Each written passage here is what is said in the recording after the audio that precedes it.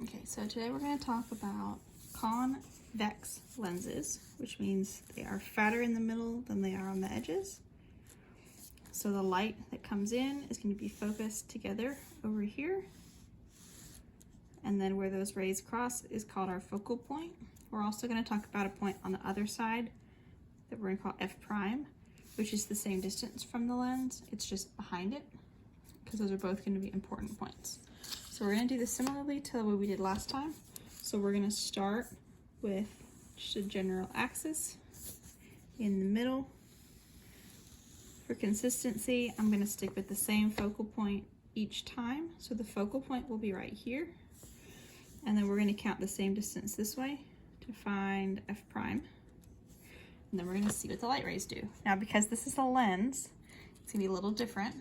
First of all, the light goes through it instead of bouncing off of it. So our first line is going to start off parallel to the axis, and then when it hits the lens, it's going to bend towards the focal point.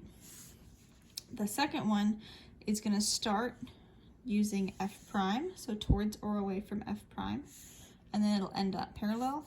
And then the third one goes through the center, and that's the axis, like right here, because whatever amount it bends as it goes into the lens, it'll bend the same amount backwards as it comes out. So as long as it's a thin lens, which these are all going to be, then it'll end up going straight through the center.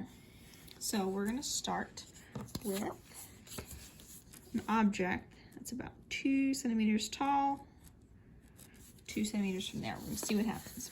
So the first one, I'm going to pull up this card. So it's going to go parallel to begin with. We get a different color. It's going to go straight. And then again, it goes through the lens. It's going to go through the focal point. So we're going to line that up with your focal point. So it's going to go from here like that. Okay. So there's your first line. And then your second one, we're going to use F prime to start it. So we're going to line up our F prime with our object. So we're going to go up like this. So it's going to go from the object to the lens, and then it's going to come out parallel to the axis, so like this. Okay, and then our third line is going to be through the center. So we start with our object, and we go right through the center. So we do this. Just like that. Now we can see that these are not going to meet, which means this must be a virtual image. So we're going to back them up and see where the other parts of the line would have crossed. And remember, you always do the second part of the line. So the part that has already gone through the lens, that's the part that your eye is seeing. So that's the part that it's going to go extrapolate backwards.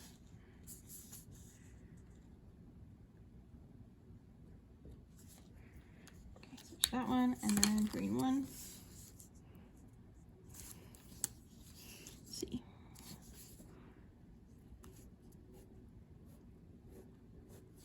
There we go. So our image, is right here. Okay, so that is upright, it is enlarged, and it is virtual. So now let's see what happens when we have a different setup. This time, we're going to have the same focal point and the same F prime, but this time we're going to put our object behind F prime. Okay, so again, we're going to start off with the parallel one. So we'll just go straight towards the lens, and then it's going to go towards the focal point. Just like that. So there's line number 1. And then number 2, we're going to use the focal point to start it, or the F prime, F prime. So I'm going to try to get this as straight as I can. My original line was a little crooked, so I'm trying to fix that. So it goes like this, And then it's gonna go parallel. It's like my green one didn't go quite far enough. I'll have to extend that. Okay, I'm gonna make my green one longer. I'm not backing it up, I just didn't draw it far enough. So I'm just gonna extend that until it crosses. Okay, and then the center one is just gonna go right through the center. So we're gonna go just like this through the middle and then just keep going. And we need to get that a little longer. I'm gonna put that right about there. Okay, we're pretty close to crossing. So that's our object right here. Now this one is real because the lines actually cross. We didn't have to back anything up. It is also inverted because it's upside down. And it is enlarged because it's taller than our original object. So we'll do one more drawing like this.